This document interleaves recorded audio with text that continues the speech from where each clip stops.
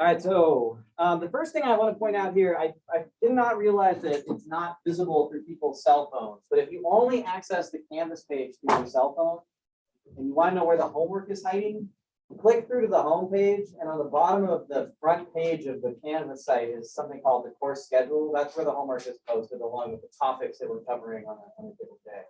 And it's in the book that you said. It's out of the Susan Colley text, yeah. So all the homework comes from the textbook. There were the references to page numbers and the exercise numbers from the text. Sorry, I missed this, but when are they usually due? Homework will always be due on Tuesday.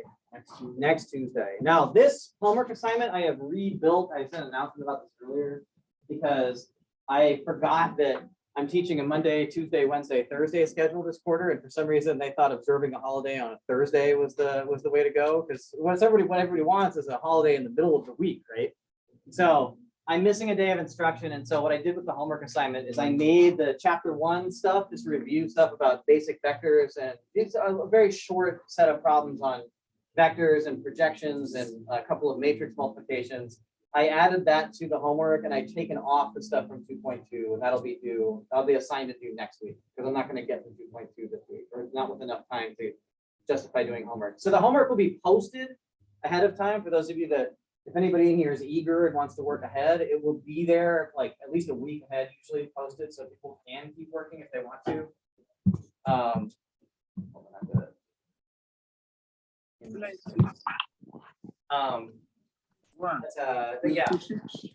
Get through the page. The problems are listed. Have trouble navigating stuff, let me know.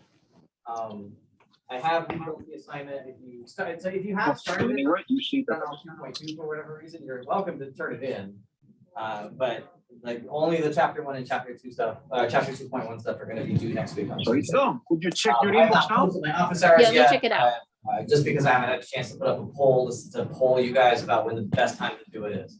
But I promise I will try to get a diversity of times in so that like something on a Monday, Wednesday, Friday schedule, something on a Tuesday, Thursday, and a couple of different times of the day. And if I can't please everybody, like let me know, and I can usually work by appointment as well. I'm on campus a lot on Mondays and Wednesdays and Fridays. Okay. All right, any other questions about that stuff before we get started here? Anything I can do? Okay, well, let's get going. Okay, so last time I think we left off on the vector projection formulas, the dot product and its applications. That's what I was trying to remind you guys of. And I think what I want to do to start with, if I can get my pages organized in the correct, oh my God, I've got it all mixed together. 329. Sorry. This is even from this class. 28.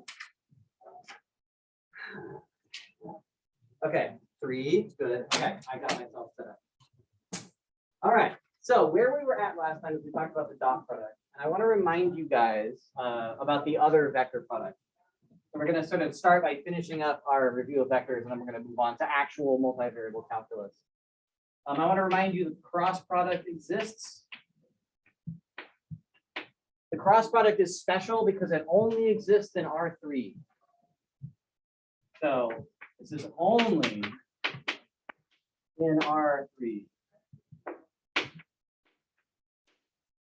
I will say though that like if you've ever seen this in some of your engineering classes, they use this trick where they pretend that 2-dimensional vectors are 3-dimensional vectors and use the cross product anyway, which works. It's kind of awesome. We'll see some of that in here. So you can cheat and pretend that R2 is R3 by putting a 0 in the z coordinate. Kind of a neat trick. And the cross product is defined in this way. A cross B is the determinant of I, J, K, where those are the component vectors. A1, A2, B3, B1, B2, B3. For the purposes of this class, I believe we'll never be computing determinants that are any larger than 3 by 3. So I'll write out how to compute this. This should be something that you've seen several times in your life at this point. The computation of a determinant is in terms of smaller determinants. Yep. Oh, no, please. I was wondering why the cross product. It's just because of the it doesn't produce the same thing that you want it to do, right? So you can't take this idea and generalize it. Remember, the thing about the cross product is if you cross two vectors, you get a perpendicular vector out when you do that. It doesn't work. And the original motivation for the cross product, for those of you that are interested in physics, the original motivation for the cross product was to measure the area of parallelograms. And it turns out that, to measure the area of parallelograms and parallelepipeds. And if you want to lift that up to 4 dimensions, you have to come up with a 4-dimensional version of volume. And the formula just doesn't, the idea doesn't extend correctly. Okay, so we define A cross B. So this determinant turns out to be equal to I times the determinant of A2, A3, B2, B3 minus J times the determinant of A1, A3, B1, B3 plus K times, I can think of very few things in my life I like less than computing determinants. We'll be doing a bit here, but I'm not going to do this exhaustively. And the way that you compute these 2x2 determinants is the determinant of a 2x2 matrix is equal to AD minus BC. It's just the product of the it's the difference of the diagonal products. Yep. I'm going to say what those are right now. Okay. So what are these mysterious I's, J's, and K's? I is what's called the standard basis vector in the x direction. J is the standard basis vector in the y direction. And K is the standard basis vector in the z direction. So I, J, and K are called the standard basis vectors.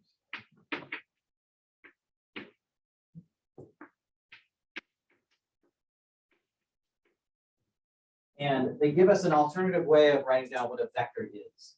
So one way of thinking about R3 is as objects that look like 1, 2, 3. This is a typical way of thinking about vectors. This is a list of 3 coordinates in R3. Or I could write 1, 0, 0 plus 0, 2, 0 plus 0, 0, 3, which I could reorganize as 1 times I plus 2 times J plus 3 times K. So there's 2 different ways of representing the same object. One as a list of coordinates, one in terms of the standard basis vectors. Both are used constantly. Okay. Does that answer your question? Yep. Cool. Question. Yep. Before we go on, when you take the dot product of 2 vectors, do they have to be in the same dimension? Yes. Yes. So what if they're not? Then the dot product doesn't make any sense. Okay, then. Yeah, the dot product is only defined on vectors. So of when the you're same doing like size. the projection of B on A on B or A B on A, they have to be on the same. They must be in the same space, yeah. Normally, when you're coming into a problem like this, you pre-specify what the space you're working is, and that clarifies what the dot product has to be. Okay? And in fact, it's going to turn out when I talk about matrix multiplication in a bit, what makes a matrix multiplication make sense or not is if the dot product makes sense or not. Okay, so what does this do? What is the determinant, or sorry, what does the cross product actually do? What's it good for? Well, the first thing it does is its most common use is that the cross product of 2 vectors is okay. We can talk about the word orthogonal and perpendicular for a second. So the only difference between orthogonal and perpendicular is what language the root came from. One comes from Greek, one comes from Latin. They both mean the same thing. Don't worry about it. Okay. It's more typical to refer to abstract sense of orthogonality, but orthogonal and perpendicular, pretty much the same concept. And I've heard even working high-level mathematicians talk about vectors being at right angles, even when there's no such thing as an angle running around in the background.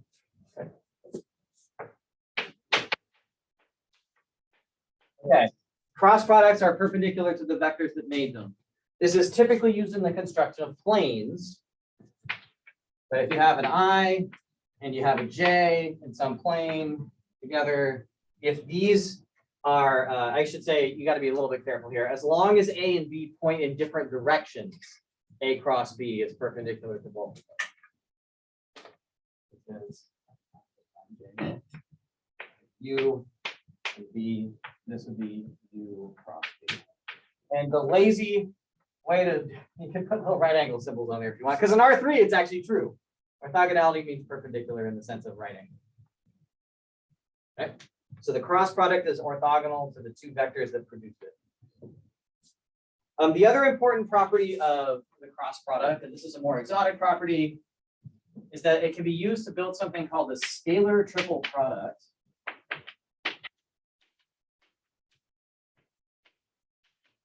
And the scalar triple product looks like U dot V cross W. And if you put it in absolute values, that seems like a sort of weird object to make. I mean, it does make a scalar because if you cross two vectors, you get a vector. And then if you dot two vectors, you get a number. So a number comes out of this. And you might think, well, why would you ever want to do that? The answer is, this actually measures the volume of an object that looks like this. So if you turn this into a three-dimensional shape, badly, the volume of this parallel pipette is the same as the number that comes out of this. This is what these were originally constructed to do. So the volume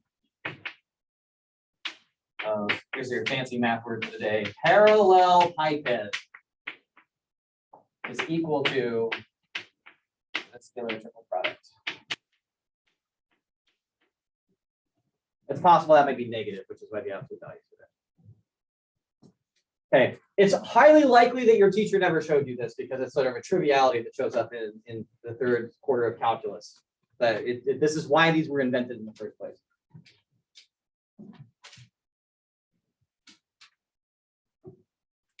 All right, so that's basically what we need to know about the cross product, the geometry of the cross product. Or recall about the geometry of the cross product. And what they're usually used to do in practice is to produce normal vectors for planes, which is our sort of last topic before we move on to the functions and several variables. So our last subject here is planes and distances.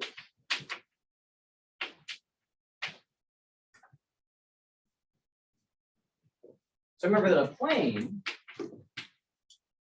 like this, flat, and a plane is completely determined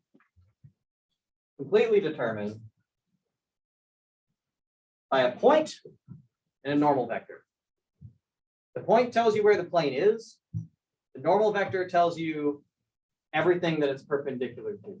So for example, I know every direction contained inside this table if I tell you that it's perpendicular to the straight line that comes up out of it like this. Every other direction I can point to in this table is perpendicular to the vertical line coming out of it. You can see the same thing here. What are all the vectors pointing in the floor? It's everything perpendicular to this line in the corner, right? This line represents the normal vector to the plane that is the floor. That's an idea we're going to see a lot in. So you've got some normal vector n, normal, and you've got some point inside here, P naught.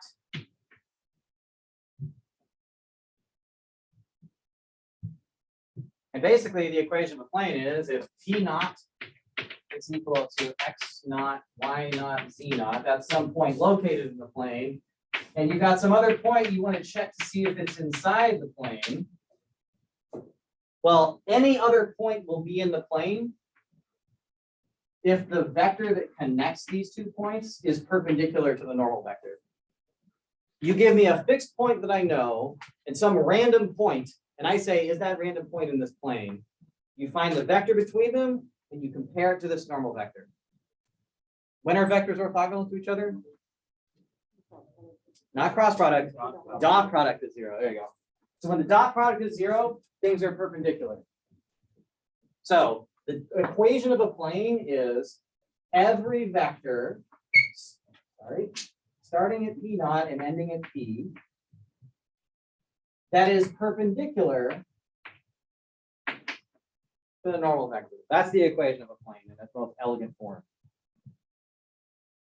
Is that zero vector or is it? This is a vector connecting P naught to P, where P naught is a point in the plane and P is some other random arbitrary point. So I'm going to write this down in a more usual form in a second here, because the only unknown in the equation, this is the unknown. It doesn't look like an unknown, but I'm saying that the set of points that make this equation true are the plane.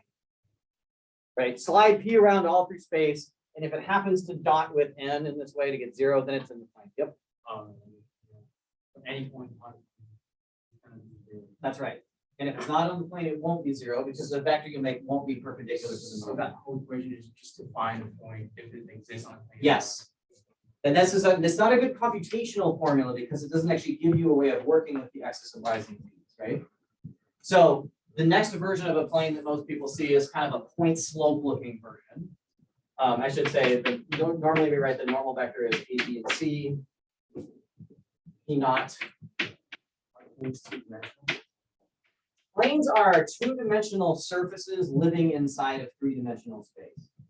So yes, we're going to get into that later in the class, but yeah, you think about planes being two-dimensional pieces that cut through three-dimensional space. So here's the other way that you can compute this if you put everything together. Well, if n is ABC, and the vector that connects P to P naught, well, that's going to be x minus x naught, comma, y minus y naught, comma, z minus z naught.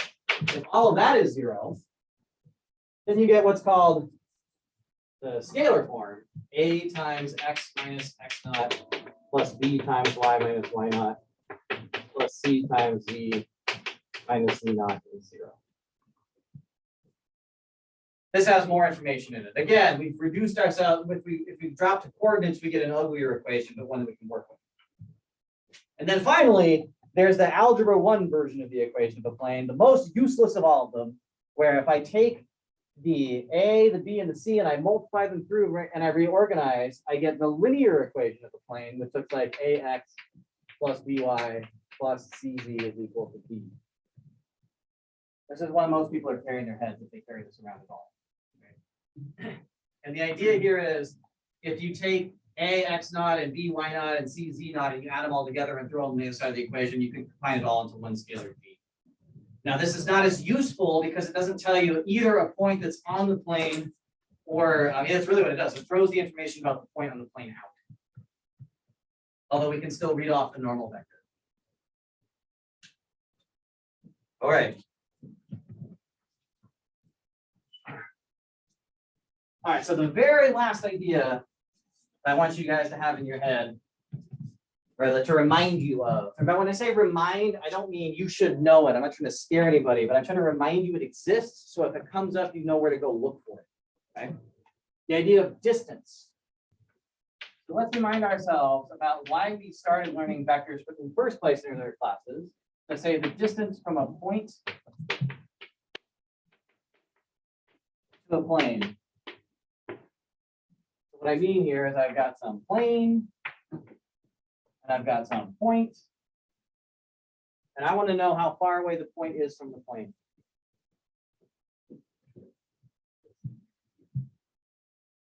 Okay, so the idea here is, when I say distance, what I mean is I want to know the perpendicular distance, right? I want to know if I drop the shortest possible line connecting the point to the plane. I want to know how long that is. The length of this is equal to the distance. Now the problem is, if I tell you, oh, I've got this point up here which has coordinates P, and I just give you the equation of a plane, say I just wrote down something like, I don't know, P is equal to, I'm not going to put points on it yet. Let's just imagine all you have is the equation of a plane. N dot P naught P is equal to 0. I don't know where that point is. If I knew where it was, I could use the distance formula. If I was crazy, I could do this as an optimization problem using derivatives to find the local maximum of the distance function of the point here and every point inside the plane. You'd actually, a lot of people do this in calculus too. It's an awful way of doing the problem. It takes forever using derivatives. I don't want to take derivatives of the distance function. So instead, the approach that we take to problems like this, and this is thematic of the course, is we're going to try to think about how to find this length using vectors. And the way you do it is if you knew any other point in the plane, let's say P9, which you do because you know the equation of the plane. If you knew any other point in the plane, what you could do is you could construct this vector.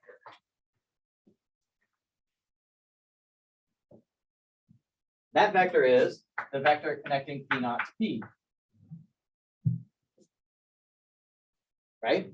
If I could find any other point in the plane, I could construct a vector. Now, the length of that vector is not useful. It's not the distance. But what I could do is I could project it onto a vector in this direction. If I projected this vector onto this direction, the length of this side of the triangle would be the distance. So what I'm doing here is I'm doing this right triangle thing where I'm saying, I know how long this side is. I'd like to know how long that side is. And I could do that with the vector projection formula because this vector right here, this vector, the red vector, is the projection of P0 to P onto something if only I knew a vector that was perpendicular to everything in the plane.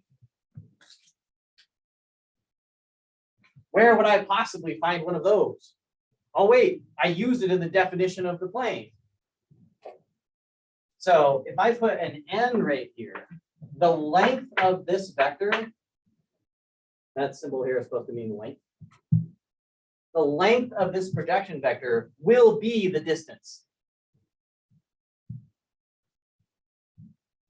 So the idea here is, instead of using calculus, I could use basic right triangle geometry and vector projections to do this basically instantly. So let me show you an example. This is something that takes some practice to get used to. But instead of memorizing a formula, in a lot of circumstances, what we're trying to do is we're trying to figure out lengths, and they turn out to be equal to the lengths of projections.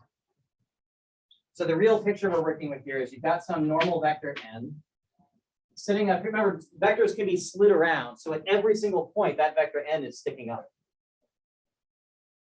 Sitting up here somewhere is the point P. Down here somewhere in the plane is the point P0. And what I'm saying is that if you took this vector, oh, that's terrible. If you took this vector and you just calculated its vector projection, you're not going to get the normal vector. You're going to get this right here. And that this length equal to the distance that we're after.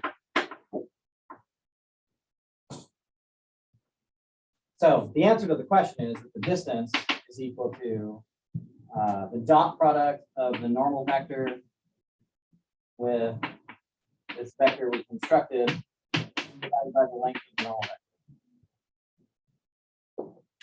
Yep. Question, so projection of P0 P on the n. Yep. Because n is right here. It's marked red, right? Well, the projection is marked red. The normal vector is just it's the normal vector just came with the plane, right? And P0 and like. So the way that you find, let me give you an example of how this works in practice so we can see real quick. So let me give a concrete example. Suppose I said I've got a point 1, 1, 2, and I want to find the distance of plane 2x plus 2y plus 1z is equal to 6. That's what one of these problems looks like in practice. I got point, I got plane. I could do it by trying to figure out a distance formula approximation, or I could try to write a triangle that does the problem. So what do I have already? What information do I have? I've got the P that's up here. That's the point 1, 1, 2. That's P. And I've got the normal vector because I can read it off, right? The normal vector for this plane is 2, 2, 1. So here's the plane. Notice I'm not even bothering trying to be accurate with where this plane is tilted in free space. Pointing up in this direction is the vector n, which is 2, 2, 1, because ABC is 2, 2, 1. right? What the numbers attached to the x, y, z give you the normal vector. What am I missing? Well, if I want to have that procedure work, I need another point in the plane, P naught. Where am I going to get one? Can you think of anything, any x, y, and z you can plug in here that give you a point in the plane? Because any x, y, and z to make this equation true is an x, y, and z in the plane. Yep. 300 is a good one, right? Lots of zeros. That's going to make the dot product easy. So 300 is definitely in the plane because it solves the equation. 2 times 3 plus 2 times 0 plus 1 times 0 is definitely 6. This is in the plane. So over here, we have the point 300. I've got all the bits I need to solve this problem. I've got the point, I've got a normal vector, and I've got a point in the plane. So what that triangle turns into is this. How long is this, or what is this vector?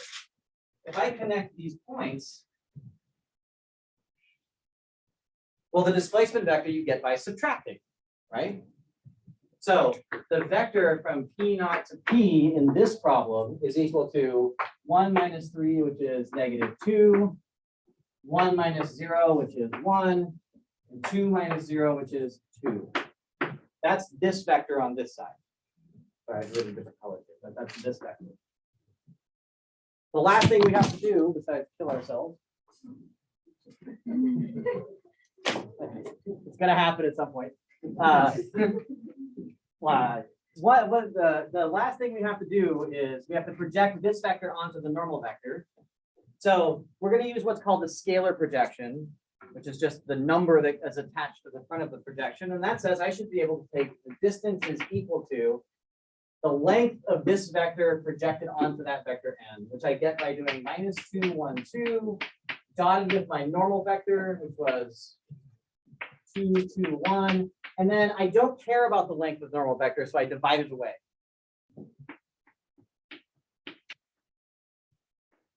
And when you're done with this calculation, where's the n? And P naught P.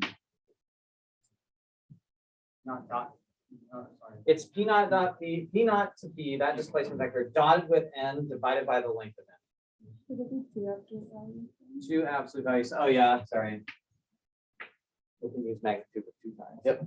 Sorry, 2 classes, 2 notations. It's actually sort of interesting trying to get my mind around doing the same material at 2 completely different levels. Okay, so if you compute the dot product here, what do you get? Oh, there's one other thing we need, which is this could possibly be negative and distance can't be negative. So when we're finished, we have to make sure we think of a positive number, not a negative one. Okay, yep. I'm still a little confused why you divide by the normal vector. Because the normal, what's really happening here is that the projection of P naught P dot n, or P naught P onto n, that formula is equal to take the vector P naught to P. That's the vector we really care about. I don't care about anything about the normal vector except the direction that it points. I don't care about its magnitude. So I have to divide the magnitude away. That's what's happening here. What's really going on is I take the displacement vector and I dot it with the normal vector, but with all of the length of the normal vector taken away. So this number is the length of the projection. And then if you want to finish it up, you would say, take this number, which is the length of the projection, and then make sure that it points in the right way, but without the magnitude of n involved, right? So this just provides a direction, and this just provides a direction. So we're dividing by the length of n because we don't want the direction or the magnitude of that vector to count. What do you end up with here? Is it 0? Is it actually in the plane? No, it's not. Or no, it can't be in the plane, right? Oh, yeah, is it in the plane too? No, it's not in the plane. No. -2, 2, 1, -2. What point did I even take here? 1, 1, 2. What? Oh shit! It is in the plane. Also. Oh, okay. So yeah, the distance you get, that's great. Actually, we just proved. So we did it. We've calculated this distance. -2 times 2 is 4. All right, this is actually perfect. -4, and then 1 times 2 is 2, and 2 times 1 is 2. Divided by the, I'm going to write this down just because. So the length of that vector there is 2 squared plus 2 squared plus, oh god, it's 9. Even, all right, this is great. 0 over 3. So if the distance between a point and the plane is 0, the point is in the plane. We just proved it. Yep. When you find the distance from that point directly down. Yes, it's directly down. It's an orthogonal distance. It's the closest distance is the way of thinking about it. It's So the plane's closest. always. So you can imagine when you're doing distance problems, this is going to come up in here. When you're finding distance between things, there's a lot of points that I can think of being far or closer away to this point in the plane, right? Every point in the plane has a distance to this point, but there's a unique point directly underneath this one. There's a unique point in the plane that's closest in the sense that this distance is the smallest. That's what we're measuring. Why would that be the closest? What if the plane was tilted? Well, I mean, then the whole picture would be rotated, right? Oh, so. I mean, all I'm saying is like, if you had this, say that you had a tilted plane and a point over here, it's still the case. Well, I thought the plane came. No, planes can be tilted at any angle because a normal vector could be tilted in any direction. I draw them like this for ease, right? Like when I draw them flat like this, it's because the model that I have in my head of a plane and a point is easier to draw this way. But if you started with a plane that looked like, I mean, we're going to get planes tilted all over the place in here. So if you started with a plane that was tilted vertically, and I say, like, oh, I've got a point over here. What's the distance between the point and the plane? I'm doing the same exact thing. I'm trying to find the point exactly across where this line is perpendicular to the plane. It's essentially saying, like, draw a normal vector out of this point, and eventually it will cross the plane. I'm not trying to find the point. I'm just trying to like figure out the direction that I need to do. Okay. All right. Okay. So the absolute last thing to remind you of, everything else will come up in practice, like triangle inequality. We'll talk about that when we get there. I want to remind you guys, not remind you, I'm going to give you another way of thinking about matrix multiplication. So how many of you guys have multiplied any matrices together at all this year? In any quarter this year? Okay, that's pretty good. So I'm going to remind you then. I say this is important because matrices get used in here. So let me remind you how matrix multiplication works. And then I'm going to show you a really nice way of thinking about it if you're willing to buy the dot product as a thing that exists. Okay, so to multiply matrices.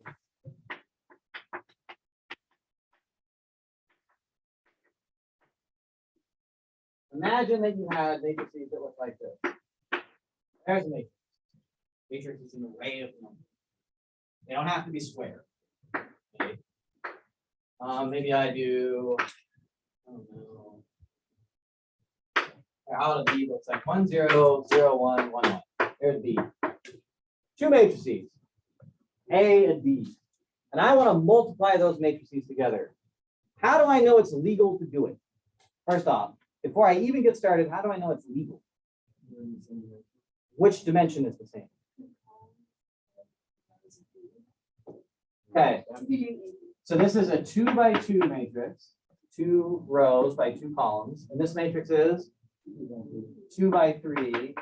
And the cheater mnemonic to remember this is that this number and that number are the same. Okay. That means that these are compatible to be multiplied. The reason is because secretly there's dot products running around in the background. I'll show you in a second. So the way that you would have learned how to do this is the following. I want to multiply A times B. So to do it, I take the first row of A, and I take the dot product with the first column of B. So the first entry, how big is the matrix that comes out the other side going to be? How do you know? Because it's the outer dimensions tell you what the size of the output is, right? Okay, so before I actually start computing here, I'm going to write the same thing but abstractly. So A really consists of row 1 and row 2, right? It's got 2 rows. Yeah, A has a first row and a second row. B has a column 1, a column 2, and a column 3. Does that make sense? 1, 2, 3 columns in B. So whatever crazy algorithm, maybe you were taught this, I don't know, but whatever crazy algorithm you have in for multiplying matrices together, all you have to do to write down AB is a bunch of dot products. What goes in the first spot? Row 1 dot column 1. Then row 1 dot column 2, row 1 dot column 3, row 2 dot column 1. See, the dot that you use is built out of, it's in the same position of the row and column you use when you construct the multiplication.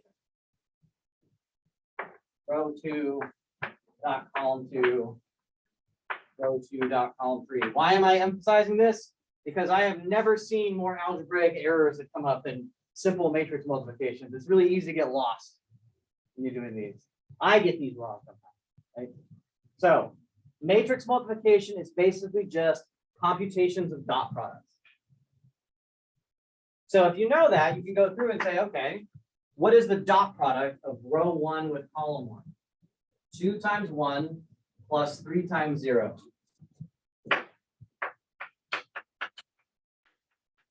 That's row 1 dotted with column 1. What is the next entry going to be? It's going to be row 1 dotted with column 2. Row 1 dotted with column 2 is 2 times 0 plus 3 times, no. 2 times 0 plus 3 times 1. There you go. I did write that. This row times this column. No, my fancy chalk.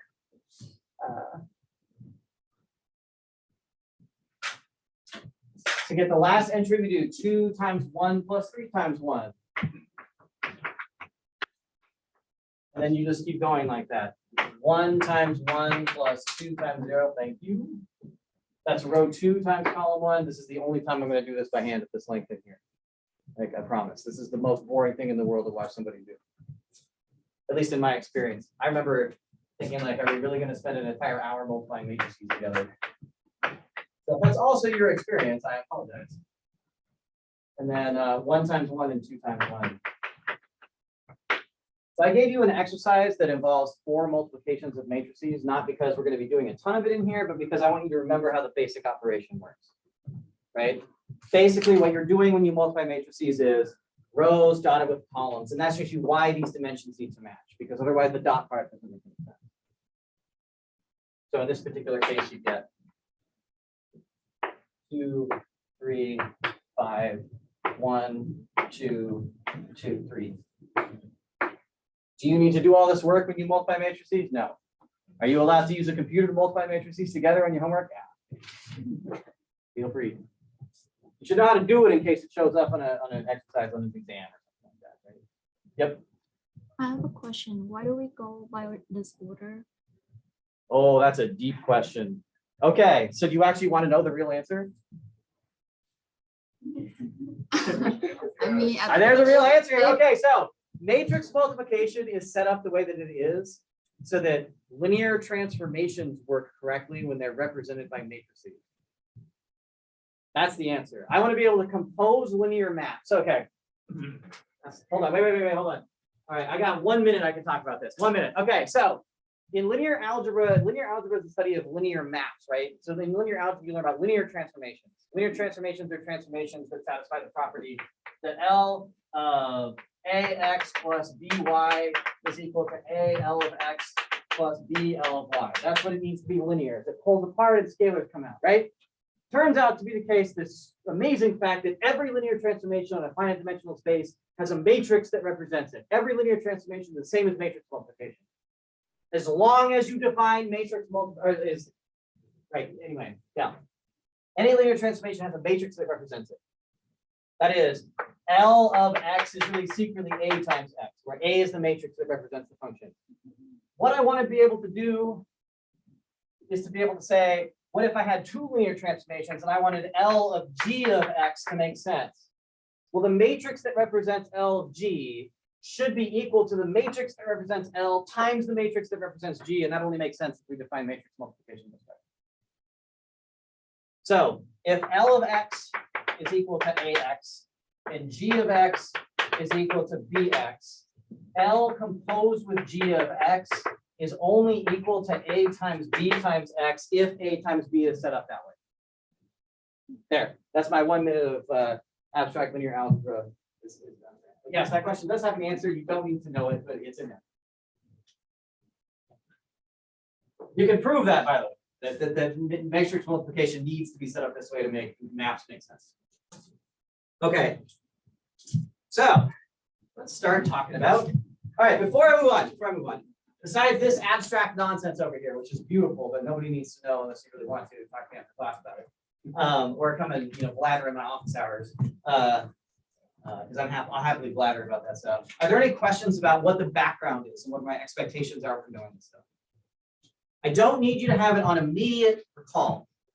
I do need you to remember it enough so that if it shows up in a problem, you're comfortable going and looking it up. Okay, that's okay. I think that that's appropriate for students of your level and in this class. Is we don't want to spend 2 weeks doing stuff that you guys have seen. Some of you have seen all of it, some of you have seen little, but most of you have seen pieces of it spread out all over the place. And so my expectation is that if there's trouble with the sort of foundational ideas, you can come talk to me and we'll work through it. Okay. All right. That is the end of chapter 1. So close chapter 1. And review is necessary.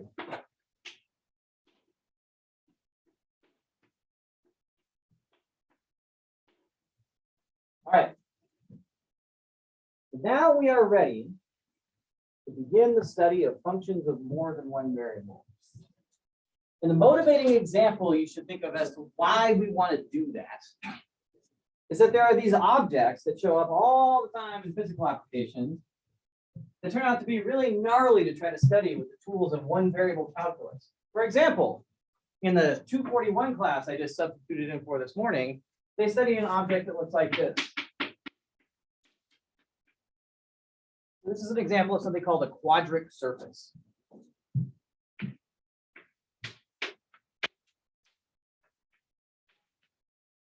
Called quadric surface because it's related to quadratics, right? Conic sections are lurking in the background here. And we're going to be studying things like this as well. So I thought it would be appropriate to sort of motivate what we're doing with an example of something concrete that we will be working with. So the first question that you should ask when you see something like this is, well, what does its graph look like? What is the, if I could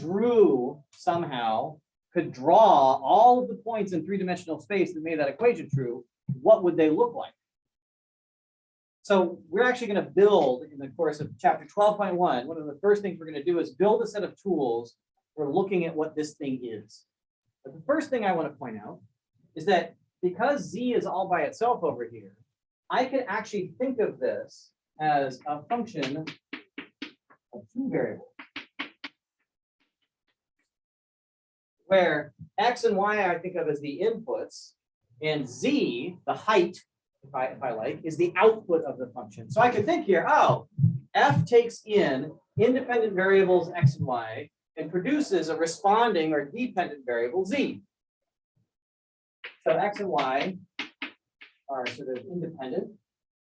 And be careful here because by independent, I don't mean they can be chosen freely. There's going to be questions of domain that show up. Here we're okay because there's nothing bad about x squared minus y squared.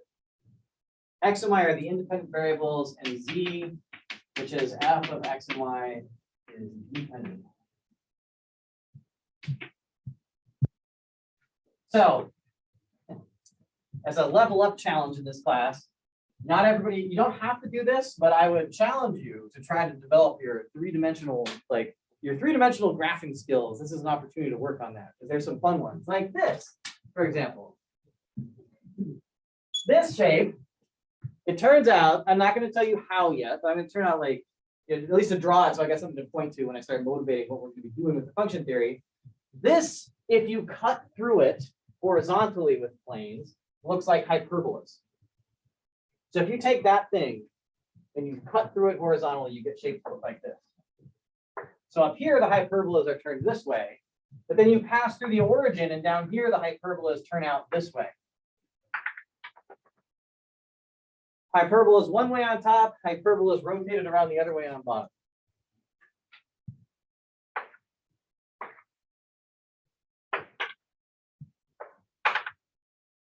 Also, I practiced this before I came in to draw it, so I'm not just doing it off the top of my head. Just in case you thought like, oh man, how did you do that? Okay, now, in this direction, if I cut through it with planes that slice in the direction of the board, it looks like parabolas that go up.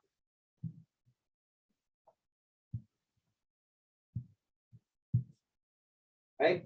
Any point on here, if you cut through this thing with planes in the direction of the board, there are these parabolas that live inside the surface, right? So in this direction, it cuts like hyperbolas. In this direction, it cuts like parabolas that open up.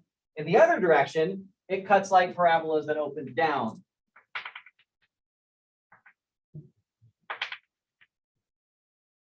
Okay. So the first thing we're going to learn how to do is draw these things. To analyze, I mean, you don't have to do them in 3D like this. Computers are really good at this, right? But it's a nice skill to be able to pull it apart into these curves that I've drawn inside. But the real thing is, these things demand that we can do calculus on them. They demand it because functions like this show up in the interpretation of all kinds of physical systems. This surface might represent the response of some kind of physical system to variations in the inputs. And what that means is I need to be able to look at this graph. This is really just a graph. It's a graph in 2 dimensions, but it's a graph like in one variable, right? In one variable, what are the basic questions that we ask about a graph? Well, we might ask for areas of increase or decrease. We might ask, where are the local maxes and mins, right? Local max, local min. We might ask, how can I approximate that function with a line? Because nobody ever works with functions. You work with linear approximations of functions, right? The whole point of learning derivatives was to replace a function locally with its tangent lines, right? I don't want to deal with a nasty function defined in terms of sines and cosines and exponentials. I want to use lines to study those functions. It's one of the biggest ideas in calculus they didn't tell you was a big idea, was linear approximation. Right? Linear approximation is the core of why calculus exists. I might want to know about curvature. How quickly is this thing changing directions? I want to be able to ask those same questions, but about this kind of graph. How do I describe how this graph is changing at a given point? How do I approximate it with something flat? If I want to approximate the graph right here, there's not just one line that's tangent to the curve. There's a plane of lines that's tangent to the curve at that point. You can imagine here a sphere.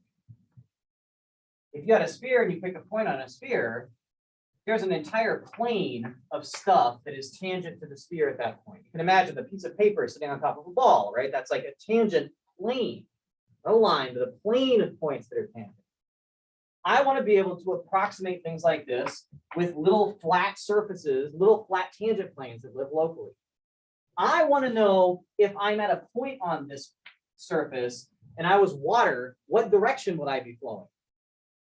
You may have seen that before as the gradient, right?